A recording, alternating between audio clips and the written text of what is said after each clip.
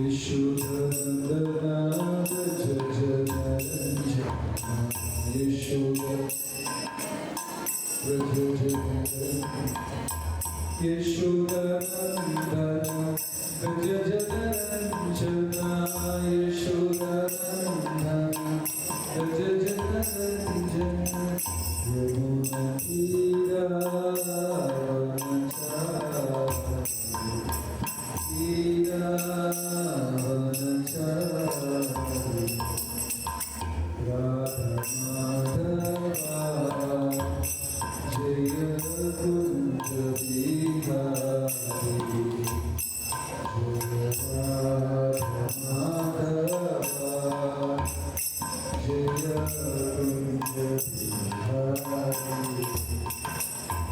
Hare Krishna,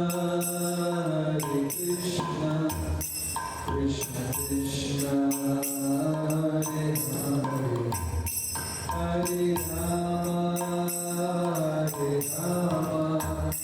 Rama Rama, Hare Hare, Hare Krishna, Krishna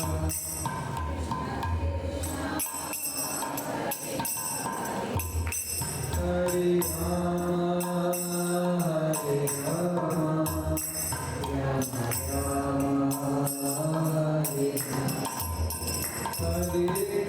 Hare Krishna,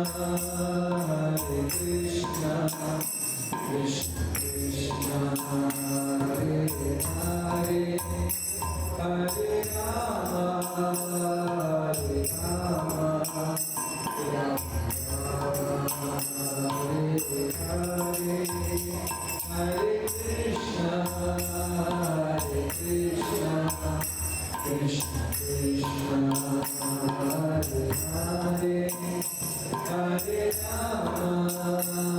Rama Hare Hare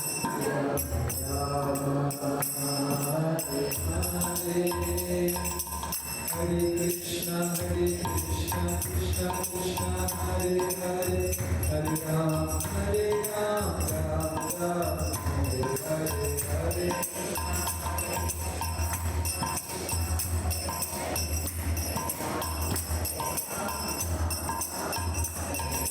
Hare Krishna, Krishna Krishna, Hare Hare, Hare Rama,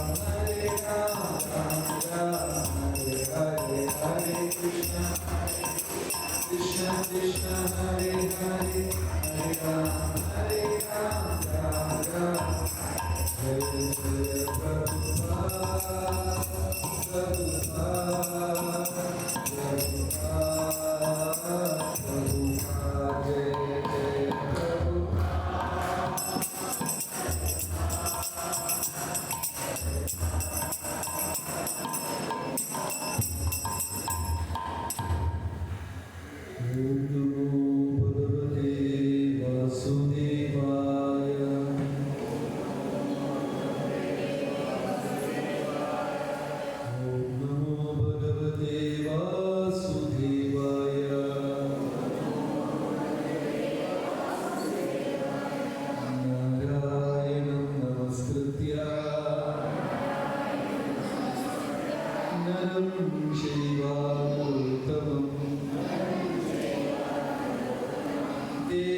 Saraswati व्यासं ततो जयमुदीरये, हे कृष्णा करुणा सिन्धु दीनबन्धु जगत्पते, गोपेश गोपिका कान्ता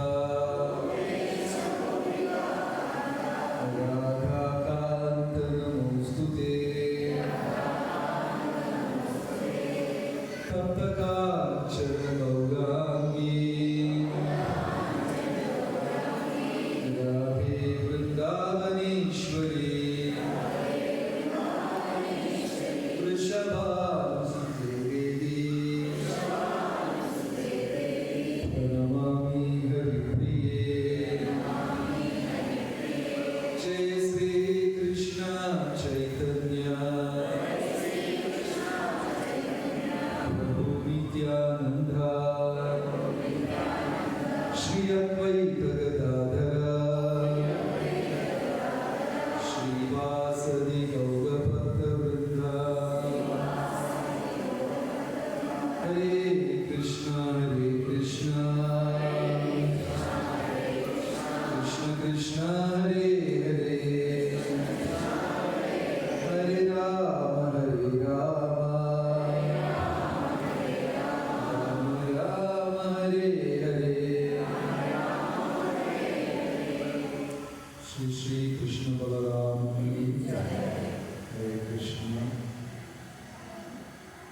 രാവിലെ ഭക്തിക്ക്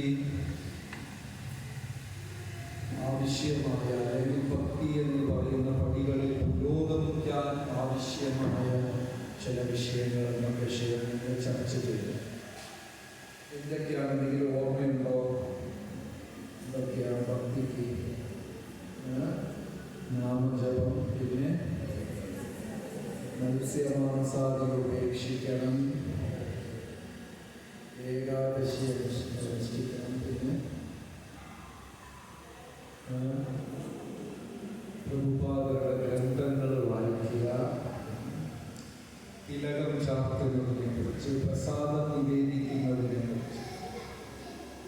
ഇനി ഒരു പ്രധാന കാര്യം രാവിലെ എടുത്തുപോയത്, ദിവസം അല്ലെങ്കിൽ 2 ദിവസം 3 ദിവസം കൂടുമ്പോൾ ഒരു നിരന്തരമായി പ്രഭുപാദക ഭഗവത്ഗീത, കൃഷ്ണ ബുക്ക്, ആത്മഗവേഷണം, ഈ പുസ്തകങ്ങൾ നമ്മൾ വായിക്കണം. ഭഗവത്ഗീത നമ്മൾ ഡിസംബർ മാസത്തിൽ ഗീതാ ജയന്തി മാസം, ഗീത ഉപദേശിച്ച മാസം വരും. അപ്പോൾ ഒത്തിരി ഭഗവത്ഗീത നമ്മൾ വിതരണം ചെയ്യുമ്പോൾ ആൾക്കാർ പറയും, ഞങ്ങളുടെ വീട്ടിൽ 2 ഗീതയുണ്ട്, 3 ഗീതയുണ്ട്, മാതൃഭൂമിയുടെയുണ്ട്, മനോരമയുടെയുണ്ട്, മഹാത്മാഗാന്ധിയുടെ ഉണ്ട്, ഇങ്ങനെ പലതുണ്ട്. വായിച്ചിട്ടുണ്ടോ? എല്ലാം പൂജാമുറിയിൽ ഭദ്രമായി വെച്ചിട്ടുണ്ട്, തുറന്ന് വായിച്ചിട്ടില്ല.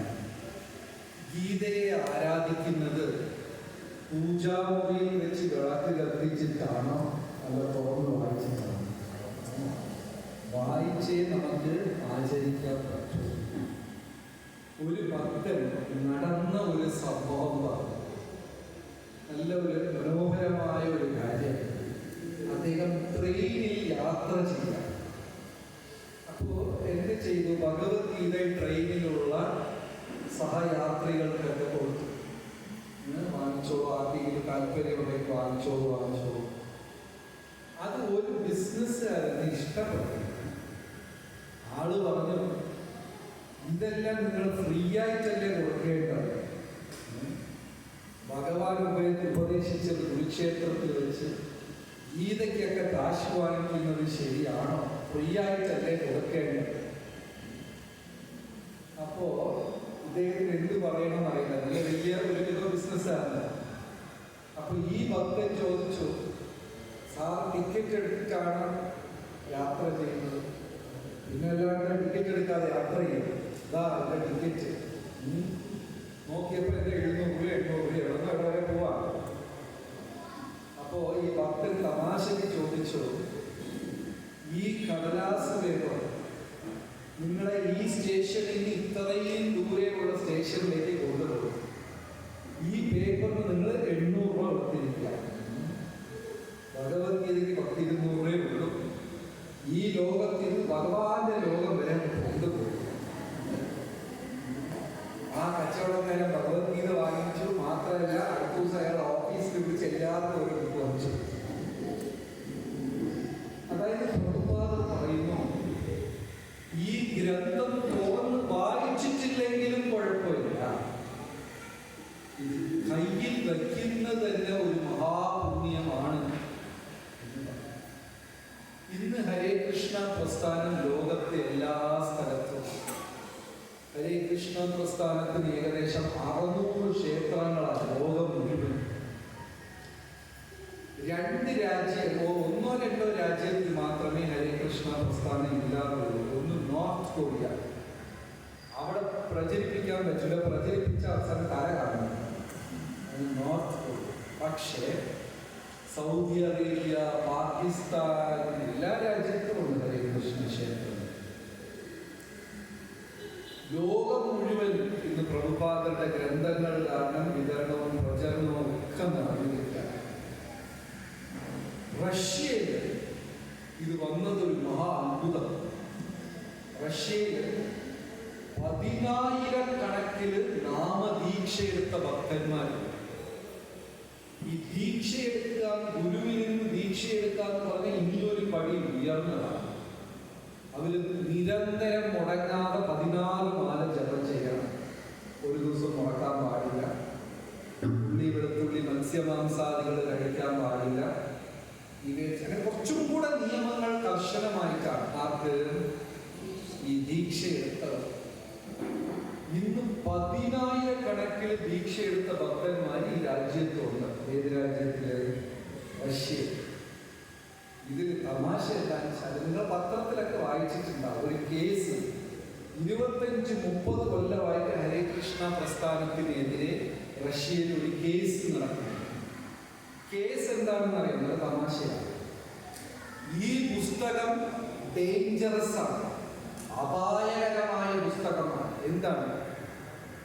ഈ ഉപദേശം കേട്ടിട്ടാണ് 2 കുടുംബക്കാരെ അടിച്ച് ചത്തത്. ഭഗവാൻ ആർക്ക് ഉപദേശം കൊടുത്തു? അർജുനന്. ഉപദേശം കേട്ടതിന് ശേഷം എന്തായി? പാണ്ഡവരും കൗരവരും തമ്മിൽ നോക്കിക്കൊണ്ടേ അവന് മനസ്സിലാക്കിയല്ല. 2 മര്യാദയ്ക്കുന്ന കുടുംബക്കാര് തമ്മിൽ തല്ലി എല്ലാം ചത്തു. ഏത് വായിച്ചതിന് ശേഷം? ഭഗവത്ഗീത. ഇത് വിപ്ലവം ഉണ്ടാക്കുന്ന പുസ്തകമാണ്, ആൾക്കാരെ പ്രകോപിപ്പിക്കുന്നു. അതുകൊണ്ട് ഈ പുസ്തകം റഷ്യയിൽ ബാൻ. ഈ കേസ് ഇപ്പോഴും തീർന്നിട്ടില്ല. 25 കൊല്ലമായിട്ട് റഷ്യയിൽ നടക്കുന്ന ഒരു കേസാണ്. അപ്പോൾ ഈ പുസ്തകം എടുത്ത് ജഡ്ജിന്റെ കയ്യിൽ കൊടുത്തു. ജഡ്ജി അങ്ങോട്ടും ഇങ്ങോട്ടും നോക്കി 10,000 പേജ് കൊടുത്തു. കോടതി എന്ത് ചെയ്തു? ഒരു മഹാബുദ്ധിമാനായ ഒരു പ്രോസിക്യൂട്ടർ, ഒരു ബാരിസ്റ്റർ, അയാൾക്ക് ചുമതല കൊടുത്ത് 2 ആഴ്ച അവധി. എന്ത് ചെയ്തിട്ട് വരണം? ഈ പുസ്തകം മുഴുവൻ വായിച്ചിട്ട് ഈ കേസ് ഇത് ശരിയാണോ കണ്ടുപിടിച്ച്. നടന്ന കഥയാണ്, തമാശ നടന്ന ഒരു കഥ. നല്ല ബുദ്ധിമാനാണ്. 2 ആഴ്ച ലീവ് കൊടുത്ത് പുസ്തകം കൊടുത്തു. ആള് വായിക്കണം. 2 ആഴ്ച കഴിഞ്ഞ് കോടതി സമ്മൻസ് അയച്ചു. എന്താ ഇയാൾ 2 ആഴ്ചയായിട്ട് വരാത്തത്? അദ്ദേഹം എനിക്ക് ഈ 1 ആഴ്ചയും കൂടെ വരാം. വായിച്ച് തീർന്നില്ല. ശരി, 1 ആഴ്ചയും കൂടെ അത്. അതിനുശേഷം ആ മനുഷ്യൻ ജോലിക്കേ പോയിട്ടില്ല. അത് റഷ്യയിലാണ്. റഷ്യയിലെ അവിടുത്തെ ബാരിസ്റ്ററാ. ഇന്ന് ഹരേ കൃഷ്ണ പ്രസ്ഥാനത്തിന്റെ പ്രധാന സന്യാസിയാണ് അദ്ദേഹം. ഇത് മൊത്തം വായിച്ച ആളെന്തായി? ഭക്തനായി മാറും. ഈ പുസ്തകം പൂന്താനം പറഞ്ഞതുപോലെ നമുക്ക് വേണ്ടി എന്നാകിലും മറ്റൊരുത്തർക്ക് വേണ്ടി എന്നാകിലും പരിഹസിച്ചാണെങ്കിലും എങ്ങനെ നാമം ചൊല്ലിയാലും എന്താണ്? പുണ്യമാണ്. അതേപോലെ ഈ പ്രതിപാദക പുസ്തകമൊക്കെ എങ്ങനെ വായിച്ചാലും ഗുണം ചെയ്യും. അതേപോലെ വേറെ ഒരു രാജ്യത്തിൽ ഒരാൾ ഭക്തനായി നല്ല കഥയാണ്. മോഷ്ടാ, കളൻ, ജയിലിൽ നിന്ന് ഇറങ്ങിയതേ ഉള്ളൂ. എവിടെ പോയാലും ജോലി കിട്ടുന്നില്ല. ഇല്ല, ഇപ്പോൾ ഒരു കള്ളനാണെന്ന് പറഞ്ഞാൽ ആരെങ്കിലും ജോലി കൊടുക്കുമോ? നമുക്കും അങ്ങനെ ഒരു അനുഭവമുണ്ട്. ഇവിടെ പൂജപ്പുരയുടെ തൃശ്ശൂർ ജയിലുകളിലൊക്കെ നമ്മൾ ഞായറാഴ്ച മതപാഠശാല പണ്ട് കൊറോണയ്ക്ക് മുമ്പേ നടത്തുമായിരുന്നു. എല്ലാ ജയിലുകളിലും അകത്തൊരു അമ്പലം, ഒരു കുട്ടി പള്ളി എല്ലാം ഉണ്ട്. ഒരു ഫാദർ എല്ലാ ആഴ്ചയും വന്ന് അവിടെ ക്ലാസ് നടത്തും. എല്ലാം ഉണ്ട്. ഹിന്ദുക്കളുടെ അമ്പലത്തിൽ മാത്രം ഒന്നും ഉണ്ടാവില്ല. അപ്പൊ നമ്മൾ അപ്ലിക്കേഷൻ കൊടുത്തപ്പോൾ അവർ പറഞ്ഞു 10-13 ജയിലുണ്ട് തിരുവനന്തപുരം ജില്ലയിൽ, എല്ലാ സ്ഥലത്തും പോവാൻ. നമ്മൾ പോയാൽ ഒരു ഹിന്ദു ക്ലാസ്സിൽ ഒന്നും ഇരിക്കില്ല. അങ്ങനെ ഇരുന്ന് 2 കൊല്ലം കഴിഞ്ഞ് അതിനൊരാൾ ഭക്തനായി. അദ്ദേഹത്തിന്റെ നല്ല സ്വഭാവം കാരണം ആ ശിക്ഷ വരെ എത്രയോ വർഷം കുറച്ചിട്ടുണ്ടായി. ആള് കണ്ണൂരുകാരനെ തിരിച്ചു പോയി, അവിടെ നിന്ന് ഇറക്കി വിട്ടു. അതായത് ഫസ്റ്റ് അമ്പലത്തിൽ, ഇവിടെ നമ്മുടെ പഴയ അമ്പലം തൈക്കാട്, അവിടെയാണ് ആദ്യം വന്നത്. ഉടനെ മറ്റ് ഭക്തരൊക്കെ പറഞ്ഞു, ഭക്തനൊക്കെയാ, എന്നാലും ഞങ്ങൾ ഫാമിലി ആയിട്ടൊക്കെ വരുന്നതാണ്, ഇയാളുടെ ശരിയല്ല അല്ലേ? എന്തൊക്കെ ആണെങ്കിലും ലോകം അംഗീകരിക്കുമോ ഇവരെയൊക്കെ? വലിയ ഇത് നടന്ന കഥ. ജയിലിൽ നിന്ന് ഒരുത്തം വന്ന് എവിടെ ജോലിക്ക് കയറിയാലും ജോലി കിട്ടില്ല. ആരോ പറഞ്ഞു കൊടുത്ത് ഹരേ കൃഷ്ണയിൽ പോയ ഫ്രീ ചാപ്പാട്. കാരണം ആശ്രമത്തിലുള്ളവർക്ക് 2 പണിയും കൊടുക്കും: അഖണ്ഡ ഭജനം, അഖണ്ഡ ഭോജനം. പാട്ടുപാടുക, നാമം ചൊല്ലുക, ഭക്ഷണം കഴിക്കുക. എന്നിട്ട് ഫ്രീ ആയിട്ട് കളിച്ചിട്ട് ആൾക്കാർ തരുന്നില്ല. ഈ കള്ളന്റെ അടുത്ത് ആരോ പറഞ്ഞു കൊടുത്ത് അവിടെ പോയാൽ ഫ്രീ ഭക്ഷണം കിട്ടും. നേരെ അവിടെ ചെന്നു അവര് ചോദിച്ചു, ഇതിന് മുമ്പേ എവിടെയായിരുന്നു ഈ കള്ളന്? ജയിലിൽ പറഞ്ഞ ഇവര് ഇറക്കി വിടുന്നു പറഞ്ഞ് എന്തോ ഒരു കള്ളം പറഞ്ഞ് അങ്ങ് കൂടി. അവിടെ ഫ്രീ ആയിട്ട് ഭക്ഷണം കഴിക്കും, വെറുതെ ഇരിക്കുന്ന അമ്പലമൊക്കെ തൂത്ത് വൃത്തിയാക്കും, പാത്രങ്ങൾ കഴിക്കും, അവിടുത്തെ പൂന്തോട്ടത്തിൽ വെള്ളം ഒഴിക്കും. നല്ല ജോലി ചെയ്ത് ചെയ്ത് ചെയ്ത് ഈ കള്ളന്റെ മനസ്സിൽ നല്ല ഒരു മനമാറ്റം ഉണ്ടായി. ആളും ഒരു ഭക്തനായി. അങ്ങനെ ഇരുന്നപ്പോഴാ ഒരു ദിവസം പ്രഭുപാദ സ്വാമികൾ ആ ആശ്രമത്തിലേക്ക് അമ്പലത്തിലേക്ക് വരുന്നത്. ഇതൊക്കെ എല്ലാവരും പ്രഭുപാദ് വന്നുകൊണ്ട് ഗുരുദേവൻ വന്നു പറഞ്ഞു ഓടുന്നു, തിരക്ക് ബഹളം, എല്ലാവരും അവിടെ ഓരോരുത്തരായിട്ട് പ്രഭുപാദ് സ്വാമികൾ പരിചയപ്പെടുന്നു. ആ വരിയിൽ കള്ളൻ മുമ്പേ വന്നു. പ്രഭുപാദ് ചോദിച്ചു, ഇതിനു മുമ്പേ എവിടെയായിരുന്നു? ഈ കള്ളന് കള്ളം പറയാവോ? മതി. ഇത്രയും മഹാഗുരുവിന്റെ മുമ്പേ ചെന്ന് എങ്ങനെയാ കള്ളം പറയാം? ആകെ മനസ്സൊക്കെ കല്ലാക്കി ഒഴുകായിട്ട്, ഞാൻ ഇതിനു മുമ്പേ ജയിലിലായി. വളരെ സങ്കടത്തോട് പ്രഭുപാദ് ചിരിച്ചോണ്ട്, കുഴപ്പമില്ല, കൃഷ്ണനെ ജയിലിലാ ജനിച്ചത്. ഒരു മറുപടി കൊടുത്തു. അത് കേട്ടപ്പോ ആ കള്ളന്റെ ഹൃദയത്തിലുണ്ടായിരുന്ന ഭാരം ഇറക്കി വെച്ചു. കള്ള മനസ്സുകൊണ്ട് തീരുമാനിച്ചു, ഞാൻ ആരെങ്കിലും ഗുരുവായി സ്വീകരിച്ച് എന്റെ ജീവിതം അർപ്പിക്കുമെങ്കിൽ ഞാൻ ഈ വ്യക്തിക്ക് ചെയ്യും. അപ്പൊ ഈ പ്രഭുപാദന്റെ വാക്കുകളും പുസ്തകങ്ങളും പല ആൾക്കാർ, ലക്ഷക്കണക്കിന് കോടിക്കണക്കിന് ജനതയുടെ മനസ്സ് മാറ്റി. ഈ പുസ്തകങ്ങൾ പ്രഭുപാദൻ പറഞ്ഞു, ഇത് എന്റെ വരികളല്ല, ഇതെല്ലാം ആചാര്യ പരമ്പര ഭഗവാന്റെ വരികളാണ്. അതുകൊണ്ട് ഈ പുസ്തകങ്ങൾക്ക് ഭഗവത് രചയിത എന്നൊരു, ഭഗവത്ഗീത ഭഗവാൻ സ്വയം പറഞ്ഞതാണ്. ഭാഗവതം ഭഗവാനെ കുറിച്ചും ഭക്തന്മാരെ കുറിച്ചും വ്യാസ ഋഷി എഴുതിയതാണ്. ഇതിൽ ഒരു വരി മതി ഒരാളുടെ മനസ്സ് മാറ്റാൻ. ഒരു വരി മതി. നിങ്ങളെല്ലാവരും ബില്വമംഗല സ്വാമിയാർ കേട്ടിട്ടുണ്ടാവും അല്ലേ? എന്താണ് അദ്ദേഹം? ലീലാസുഖൻ. അദ്ദേഹം ബില്വമംഗല കാപ്പു, ബില്വമംഗല സ്വാമിയാർ. എല്ലാവരും ഗുരുവായൂർ അവിടെ ഇവിടെ എല്ലാം അതൊരു പരമ്പരയില്ല. അതിൽ ഒരു പ്രധാനിയായ ആദ്യ കാലഘട്ടത്തിൽ ഉണ്ടായിരുന്ന സ്വാമിയാണ് ബില്വമംഗലത്തെ സ്വാമി. ലീലാസുഖൻ എന്ന് ഇനിയൊരു പേരുമുണ്ട്. ശ്രീകൃഷ്ണ കർണാമൃതം എന്ന പുസ്തകം രചിച്ചതാണ്. അദ്ദേഹത്തിന്റെ ജീവിതത്തിൽ ഉണ്ടായ മാറ്റം, അദ്ദേഹം സ്ത്രീ വിഷയത്തിൽ ഭയങ്കര വീക്കായി. ആര്? ബില്വമംഗല സ്വാമിയൊക്കെ പഴയ സ്വാമി ആകുന്നതിന് മുമ്പ് ഗൃഹസ്ഥനായിരുന്നപ്പോഴുള്ള കഥ. ഒരു വേശ്യ സ്ത്രീയുമായി ബന്ധമുണ്ടായിരുന്നു അദ്ദേഹത്തിന്. ബില്വമംഗല അച്ഛൻ മരിച്ച് വീട്ടിൽ കിടക്കുക, ആ ശവദാനം ചെയ്തിട്ടില്ല, അന്ത്യേഷ്ടി കർമ്മങ്ങളൊന്നും ചെയ്തിട്ടില്ല. പേമാരി മഴയിൽ വേശ്യ അന്വേഷിച്ചു. അപ്പൊ അയാളുടെ മനസ്സിൽ എന്തുമാത്രം ആസക്തി ഉണ്ടാവും. അച്ഛന്റെ ബോഡി വെച്ചിട്ടാണ് ആരന്വേഷിച്ചു പോയത്? വേശ്യ സ്ത്രീ, ചിന്താമണി എന്ന് പറയുന്ന വേശ്യ സ്ത്രീ അന്വേഷിച്ചു പോയ വഴിയിൽ ഭയങ്കര മഴ, വെള്ളപ്പൊക്കം, കടക്കാൻ പറ്റുന്നില്ല. വീടും മരങ്ങളൊക്കെ പിഴുതിങ്ങനെ നദിയിൽ ഒഴുകുക.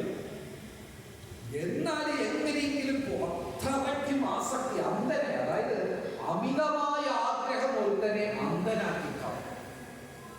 ദേഷ്യം. ഇവിടെ ഉള്ളവർക്ക് ദേഷ്യം വരാറുണ്ടോ? ആർക്കില്ല. ഈ ദേഷ്യം വരുമ്പോ നമ്മുടെ നാവിന്റെയും ബ്രെയിനിന്റെയും ബുദ്ധിയുടെയും കണക്ഷൻ കട്ടായി. ഇത് എന്താ പറയുന്നതെന്നുള്ളതിൽ ഒരു വ്യക്തത ഉണ്ടാകും. നമ്മൾ എത്ര പേർക്ക് ഈ അനുഭവം സത്യസന്ധമായി പറയണം? ദേഷ്യം വരുമ്പോ മനഃപൂർവ്വം അറിഞ്ഞ ചെയ്ത തെറ്റുകളാണ് അറിയാതെ ചെയ്ത തെറ്റുകളെക്കാളും മതി. ദേഷ്യം വന്നാൽ വേണമെന്ന് വെച്ച് മനഃപൂർവ്വം ചെയ്യുന്ന തെറ്റുകളാണ് അറിയാതെ ചെയ്യുന്ന തെറ്റുകളെക്കാളും മതി. അറിയാൻ നമുക്ക് നന്നായിട്ട് ചെയ്യാൻ പാടില്ല. നമ്മുടെ ഉള്ളിലും ഒരു രാക്ഷസൻ ഒളിച്ചിരിപ്പുണ്ട്. അസൂയ, ദേഷ്യം, മത്സര മനോഭാവം, ഇതെല്ലാം വരുമ്പോൾ ഈ രാക്ഷസൻ ഉണർന്നെണീച്ചു. പ്രാക്ടിക്കൽ ക്വസ്റ്റ്യൻ ചോദിക്കാം. നമ്മളിപ്പോൾ ഇപ്പുറത്തെ വീട്ടിലുള്ള ഒരാൾക്ക് ജോലി പ്രൊമോഷൻ കിട്ടി, മാനേജർ നല്ല. അപ്പുറത്തെ വീട്ടിൽ ഒരു പെൺകുട്ടി ആരുടെ കൂടെ ഓടി. രണ്ട് വിഷയത്തിൽ ഏത് വിഷയമായിരിക്കും നമ്മളെ കൂടുതൽ ആകർഷിക്കുക? ഏതാണ്? ഓടിപ്പോയി. എനിക്ക് അത്രയേ അറിയാം. നമ്മൾ അതിനെക്കുറിച്ച് പത്ത് അഭിപ്രായപ്പെടുന്നു. നമ്മുടെ ഉള്ളിലും ഒരു രാക്ഷസന് ഒളിച്ചിരിപ്പുണ്ട്, ഉണ്ടോ ഇല്ലേ? അത് ഈ അസൂയ, മത്സരവാദമൊക്കെ വരുമ്പോൾ അവനങ്ങ് പുറത്തെടുത്ത്. ഈ വിധമംഗലത്ത് സ്വാമിയാരുടെ മനസ്സിനകത്ത് അത്രയ്ക്കും ആ വേശ്യ സ്ത്രീയുടെ മേലെ ഒരു ആസക്തി. അവളുടെ പേരെന്താ? ചിന്താമണി. ഈ മഴയത്ത് ഒരു മരക്കഷ്ണവും കിട്ടി എങ്ങനെയൊക്കെയോ പിടിച്ച ആ ഒഴുക്ക് വെള്ളത്തിലങ്ങ് നീന്തിയത്. വീടൊക്കെ അടച്ചു പൂട്ടിയിരിക്കുന്നു, മതിലൊക്കെ എല്ലാവർക്കും അപ്പുറത്ത് പോകാൻ പറ്റുന്നില്ല. മഴ, എല്ലാം കമ്പുകളും ശാഖകളും പൊട്ടിക്കിടക്കും. ആ മരത്തിൽ നിന്ന് ഒരു കയറുണ്ടായിരുന്നു. ആ കയറിനെയും വിളിച്ച് വലിഞ്ഞ് അപ്പുറത്ത് കയറി വീട്ടിൽ ചെന്ന് വസ്ത്രമെല്ലാം കീറി അവിടെ ചെന്ന് വേശ്യ സ്ത്രീയുടെ വാതിലിൽ തട്ടി. ആ സ്ത്രീ പുറത്ത് വന്നപ്പോൾ ഒരു നിമിഷം ഒരു വാക്ക് പറഞ്ഞു. എന്നെ കാണാനാണോ ഇത്രയും ശരീരമെല്ലാം മുറിച്ച് ചോര ഒലിപ്പിച്ചിട്ട് വന്നത്? ഈ ശ്രമം, ഈ പ്രയത്നം ദൈവത്തിനെ അറിയാൻ എടുത്തിരുന്നെങ്കിൽ ഈ സമയം മോക്ഷം കിട്ടിപ്പോയത് എന്ന ഒരു വാക്ക്. അത് ഇയാളുടെ ഹൃദയത്തിൽ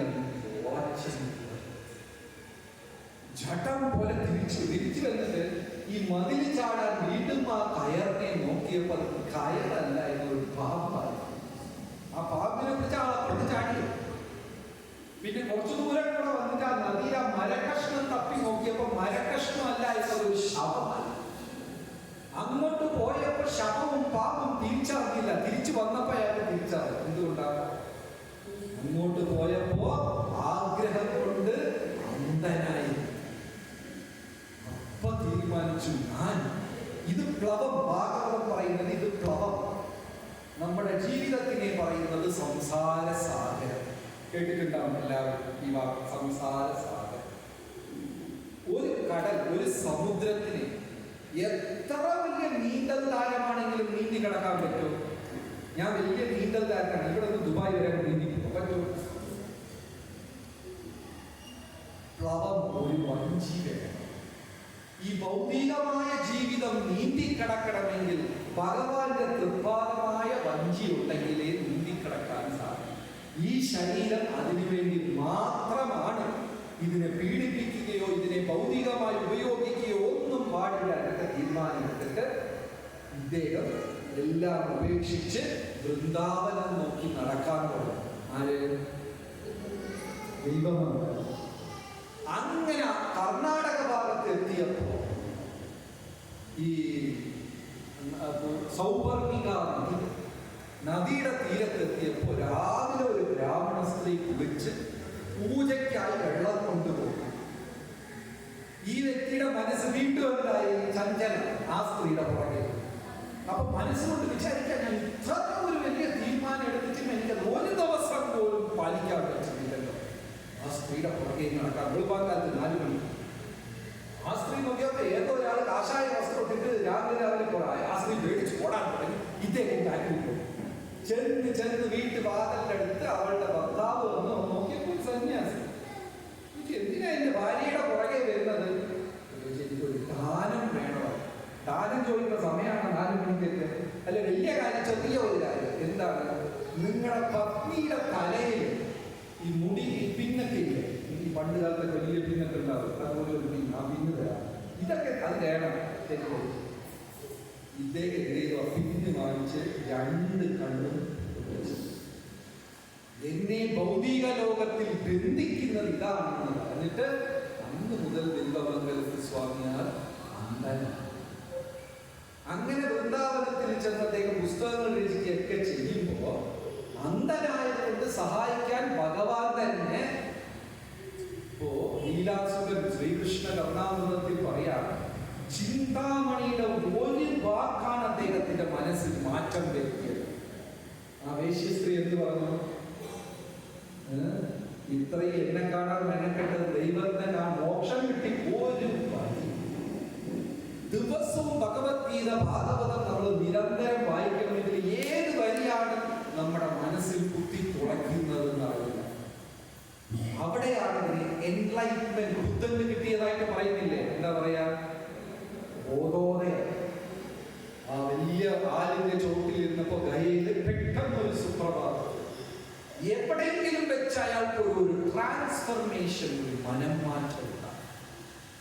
പുസ്തകം നമ്മൾ ഈ ഭഗവത്ഗീത ഭാഗവത ബുക്കുകളൊക്കെ ഡെയിലി വായിക്കുമ്പോൾ എവിടെയോ വെച്ച് നമ്മുടെ മനസ്സിലൊരു മാറ്റം. അപ്പോൾ ആ ഒരു കാര്യങ്ങൾ രാവിലെ ജപത്തിനെ കുറിച്ച് പറഞ്ഞു, സസ്യാഹാരത്തിനെ കുറിച്ച് പറഞ്ഞു, യമനിയമങ്ങളെ പറഞ്ഞു, തിലകിടുന്നത്, ഏകാദശി പ്രസാദം കഴിക്കുന്നത് എല്ലാം പറഞ്ഞു. അതിന്റെ കൂട്ടത്തിൽ ഒരു കാര്യം എന്താണ്? ഈ ഭഗവത്ഗീത ഭാഗവതം പ്രഭുപാദരുടെ പുസ്തകങ്ങൾ. ശരി, എല്ലാവരെയും ഉറക്കെ കൂടുതൽ ബുദ്ധിമുട്ടിക്കുന്നില്ല. നമ്മുടെ സർട്ടിഫിക്കറ്റ് വിതരണം ചെയ്യുന്നതില്ല.